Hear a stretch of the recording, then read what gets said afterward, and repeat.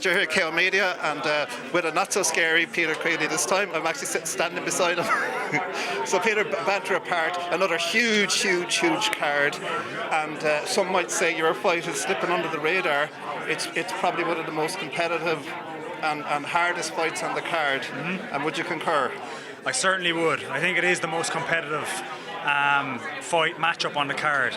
And you're right, it is slipping under the radar, but I feel like me and Ryan will be a big blip on the radar when it's all said and done. I think we're going to steal the show and be fight of the night. Yeah. I mean, does it kind of suit you? I mean, you're here, you know, there's others, like obviously James Gallagher here is getting mobbed by media. You know, you're kind of standing here, yeah, you're getting all your interviews, but there's no fuss, there's no rush, there's no drama about your fight. Does that kind of suit you in a way? Yeah, it does. I don't mind, to be honest, but it is nice. There is a nice feeling when you don't have all that vitriol and all that kind of shite going on as well. So there's a lot of respect between me and Ryan. It's been very friendly and cordial, which is fine. It doesn't really bother me, but yeah, it is a nice feeling as well, to be honest, just to kind of slip in and just get your... And again, not going into enemy territory, getting armed guards and all that rubbish. 100%. It's very nice. So this time it's about the fighting. Yeah, 100%. You know, and what I haven't mentioned with any of the fighters here yet today, the new gym. How's that working out? I mean, it looks amazing. It's an amazing facility. John did an amazing job. It's crazy. It's like, I've been in a lot of gyms all over the world, and this rivals any of them. Even the UFC PI, this thing is like right up there. It's a really good gym. And again, keeping it to the MMA, I mean, as a place to train, I mean, how improved is it? I mean, I would have thought, for example, the boxing ring, before the boxing ring was basically on SBG Central, everybody in the gym walked past it. Yeah. Now nobody walks past it. Is that type of thing a help?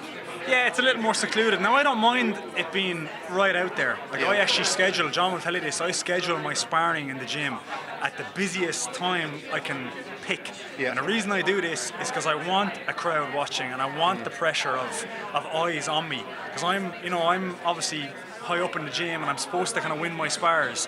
So there's pressure on me when there's people watching. So I actually like that it's all these random people, just members, can watch me and stuff when I spar. There's a picture of them on the wall, isn't there? Sorry? There's a picture of them on the wall. Oh yeah, those guys. Yeah. But real people, I know what you mean.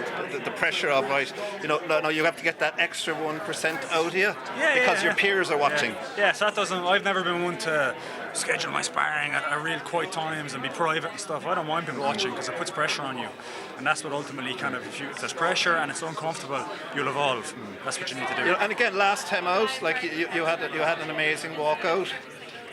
Like, do you draw from that? Does that make you? Does it make you better in the cage? I mean, does that make you fully switched on? Let's go. It's hard to know, to be honest, Jerry. It's like, it's a very crazy feeling, that walkout. It's hard to know. I can't help but be inspired when I walk out. And it is such a nice feeling. You get this nice feeling inside you as you're walking out. It's hard to explain. Let's talk about it after this one. We'll see how it goes again. It's only the first time doing it. It just strikes me as I'm talking to you. Like, I mean, obviously every fighter is different. You know, some people are, you know, a lot of show and a lot of business and a bit of fight. This time around, like, there's no show. It's all fight. There's no drama. There's very little on social media. You don't like doing interviews anyway, which we know, unless you have to. When you have to, you do them brilliantly. Thank you. If I might say so.